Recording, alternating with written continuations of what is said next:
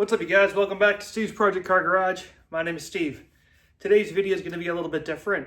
I actually get to go ahead and reach out and talk to Mr. Elin from Rusty Beauties. Elin sent me a really nice care package and I want to give him a call and talk about it. So stick around. It'll be a good video. Alright, so we're going to give Elin a call. I just received a package from Canada, from the Rusty Beauties. And so before I open it, we're going to call Elin and we're going to find out what's in the package. So let's give him a buzz.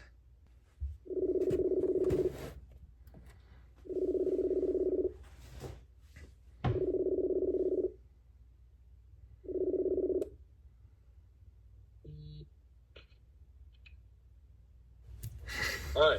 Hey, Elin, how are you? I'm good. How are you? Good, thanks.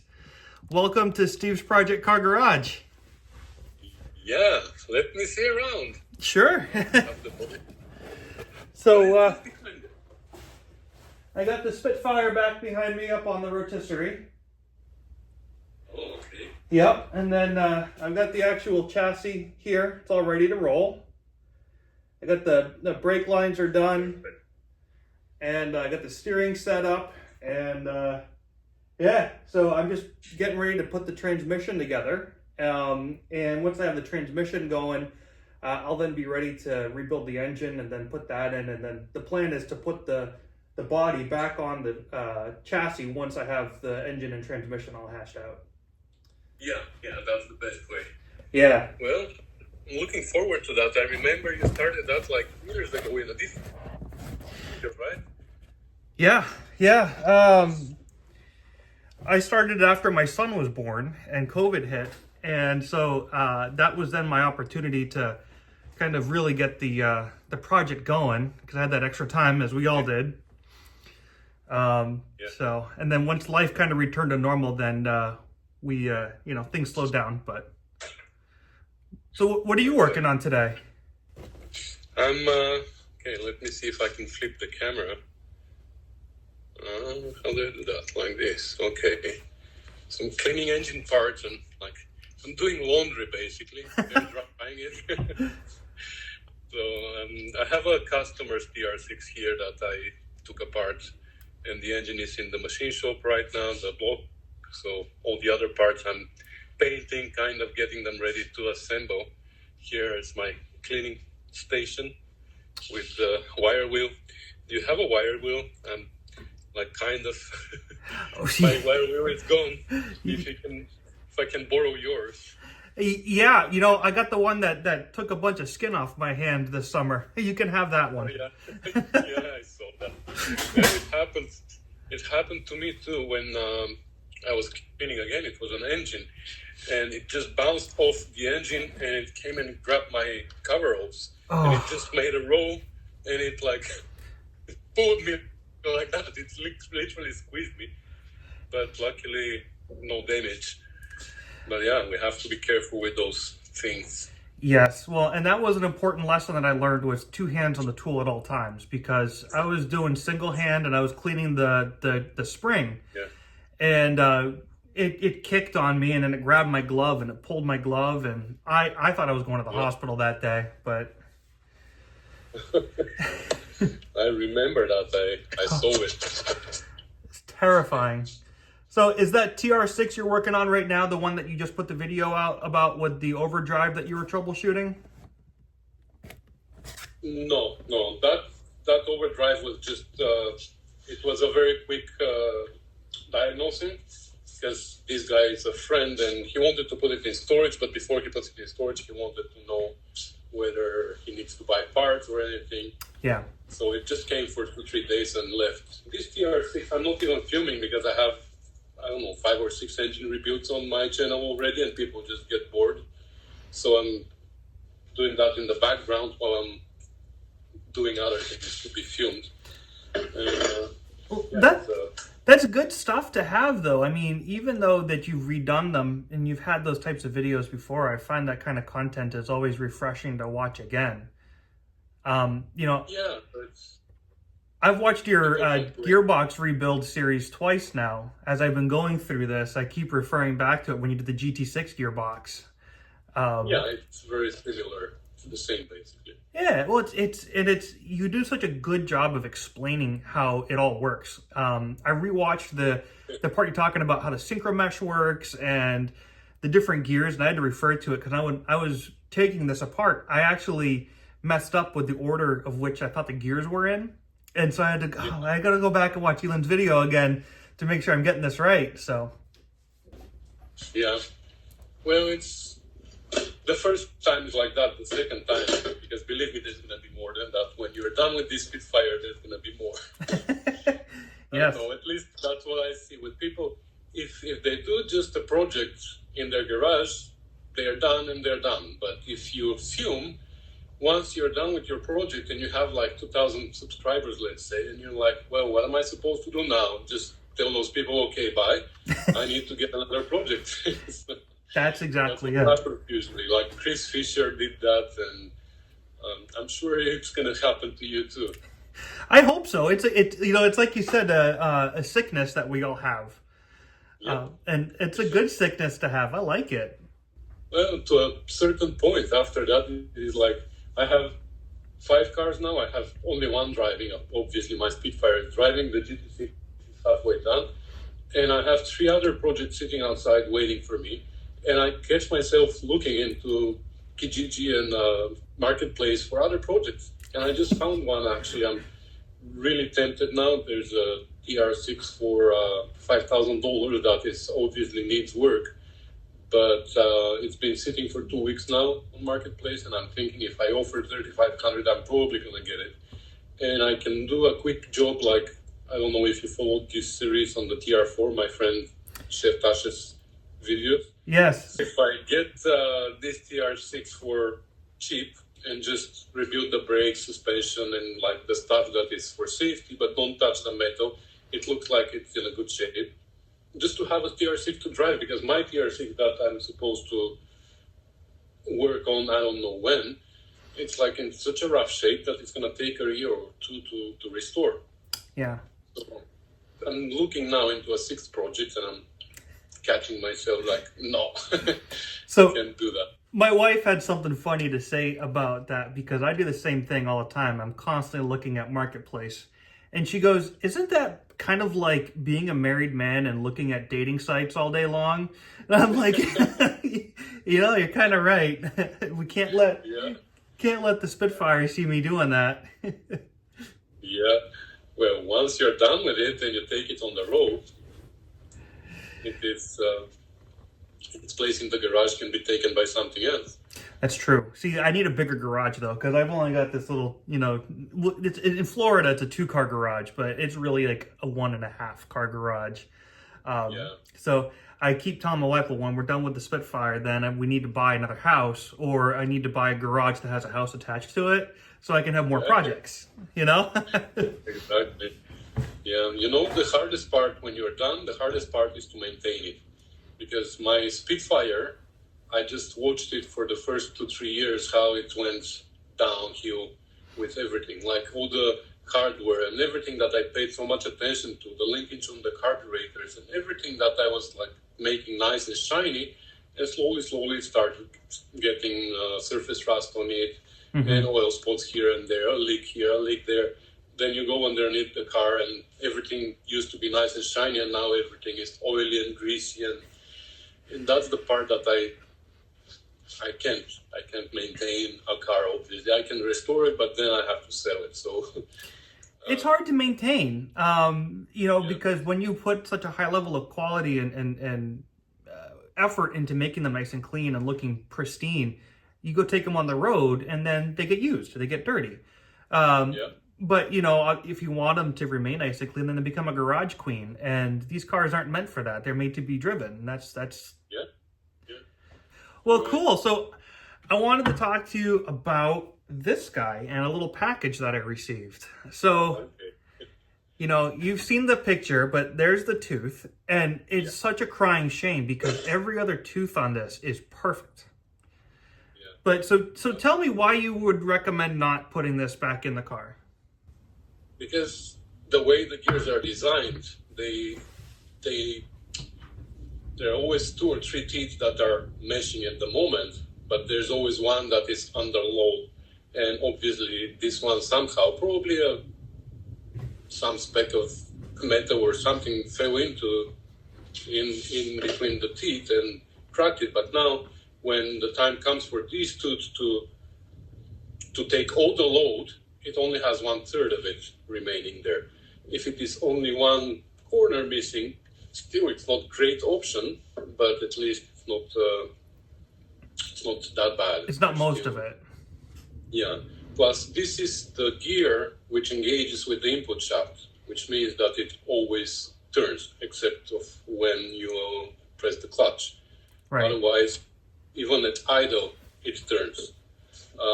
So it's always under, not really under load, because if you're in neutral, you're just spinning the, the leg gear, but still there's always load there. So I wouldn't risk it, because it's a lot of work to take it out and replace it if it fails. Sure. It might last like years like that, but you never know.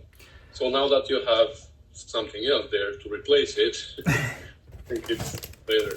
Yeah, well, and I haven't opened this yet, so I'm going to do that here real quick, and we're going to take a look at it. So I reached out to you the night I took this apart, and I sent you that picture, and I was like, what do I do? And you were like, well, I would replace it, but then you happened to say I may actually have one kicking around. And yeah, I remember. Because actually somebody else asked if I had one, and I dug it out, and I found that I have it. So I sent a picture to that guy. That was probably in the spring. And turned out he sent me a picture of his, and he's missing one of the gears. And I'm like, how are you missing a gear?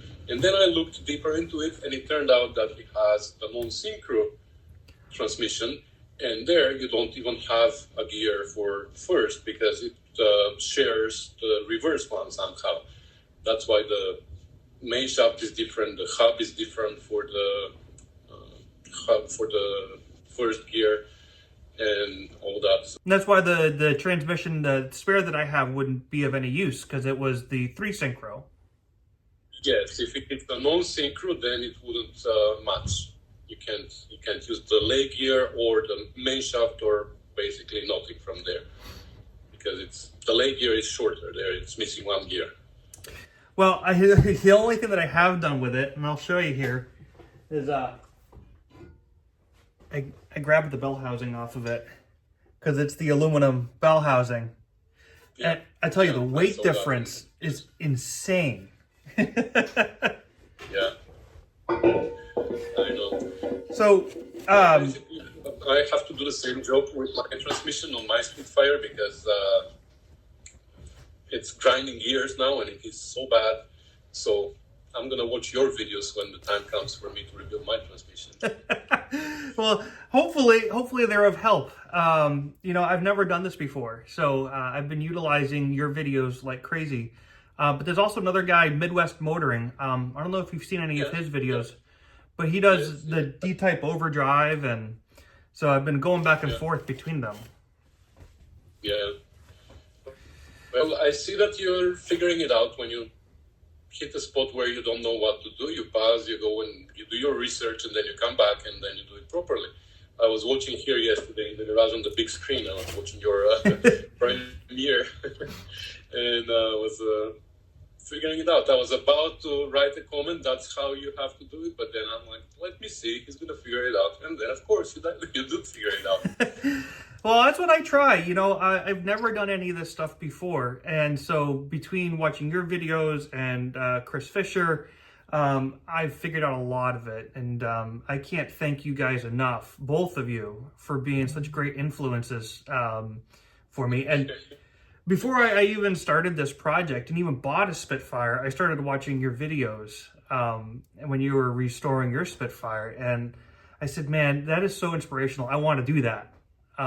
So you gave me the confidence to dive into this, and I can't thank you enough for that. Yeah, I was exactly like that when I started my Spitfire. I've never done any car restoration, anything. I used to work on my own cars in Bulgaria years ago, because that's how people live in Bulgaria. If your car breaks, you try to fix it. If you can't fix it, your brother tries to fix it. If he can't fix it, he has his neighbor. And finally, if nobody can fix it, then you take it to the shop. So I learned a little bit on my cars, but it was just maintenance. Like, you never restore that car. And when I started my Spitfire, I was barely like doing anything. Like, I didn't know anything. So I learned from experience. And again, from YouTube, there were other people that I was watching at the time. And that's how it started. So I'm sure in a year or two, you're going to be an expert. Yeah, I hope so. I hope so. But I appreciate this greatly. So, I mean, this is incredible. I did find that Rimmers has these, but they're almost $400 each. And so the fact that you had this around is just incredible. And I greatly thank you so much for helping me out on this project. But it was actually, by the way, it was donated to me too, because it came with my GT6 when, I don't know if you know the story, but the whole car was donated to me by a guy. I went and I picked up the car, and together with the GT6 and all the parts that were in boxes and all over the place, he also gave me a few transmissions that came off Spitfire that he used to have before the GT6. So one was taken apart. So it's coming from New Jersey, came to Canada, now it's going back to the States, to Florida. So it was donated to me. I can't charge you for that. It is my pleasure to help your project. Unfortunately, it has some chip teeth on the reverse gear, if you look at it. But I'm sure it's not that bad. I don't plan on doing any reverse donuts or anything, so I don't think it's going to be abused at all. Awesome. Yeah, it's going to be fine. Well, I can't wait. I've got my order from Spitbits arriving Wednesday, I think, and that's when I'm going to start putting everything back together. I got all kinds of new stuff. The only thing is that I really didn't replace on it is going to be the bushings inside of the gears for third and fourth, and I measured the tolerance on them. They were good. Yeah, you measured the end play. You measure the overall end play, but there's also, you can measure it compared to the gear, because it needs to be, the bushing needs to be, I don't know what the tolerances are, but 3/4 thou wider than the gear, because when they get compressed together, the bushings, they shouldn't compress the gears. Right. But I'm sure that since the overall end play is good, then this means that bushings are good. So you don't replace them very often. I don't even remember ever replacing a bushing like that. Only on TR6 there's one bushing that has a flange also on it. They call it top hat bushing, and that flange snaps off the bushing. So that's the only one that I've been replacing. Other than that, always when I rebuild transmissions, the original bushings are just good. Yeah, well, this was really good. It was well within spec, but I tell you, when you have to go to measure them, I cursed a little bit because I had such a hard time getting that circlip off of, the third, fourth gear, and I did that off camera because it was so painful to do, and then I was like, wait, I got to put that back on to measure this? This is notorious circlip. It's really hard for removing, and then you have to put it back in, and then you have to take it out again. That's why what people do, and what I did for TR6, it is virtually the same thing. That circlip goes there, but you take an old circlip and you snap it in two, and you use only one half.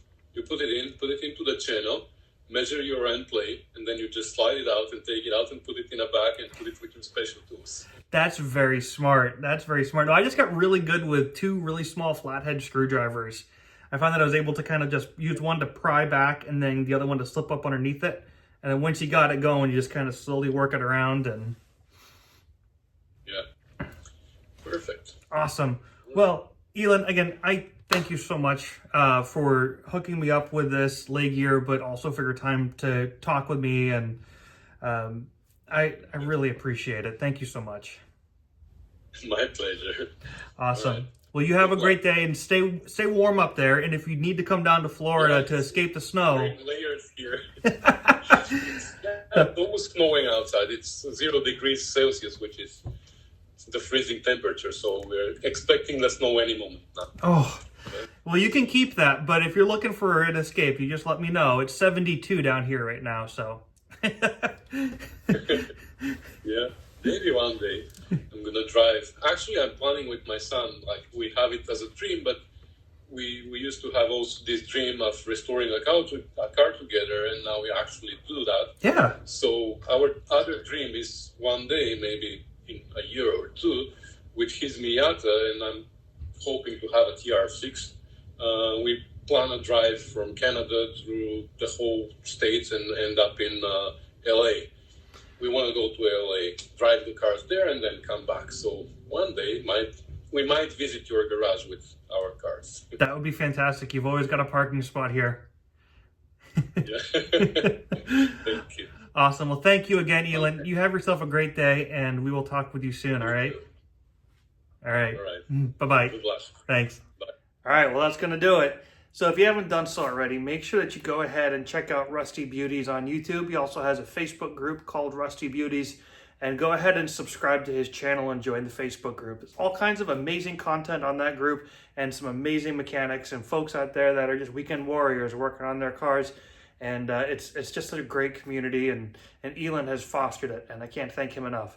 If you haven't done so already, make sure you go ahead and subscribe and click the bell to get post notifications. And remember, we're working on project cars like these. Make sure that you go ahead and have some good friends in high places. And lastly, don't be that dreaded previous owner. Cheers.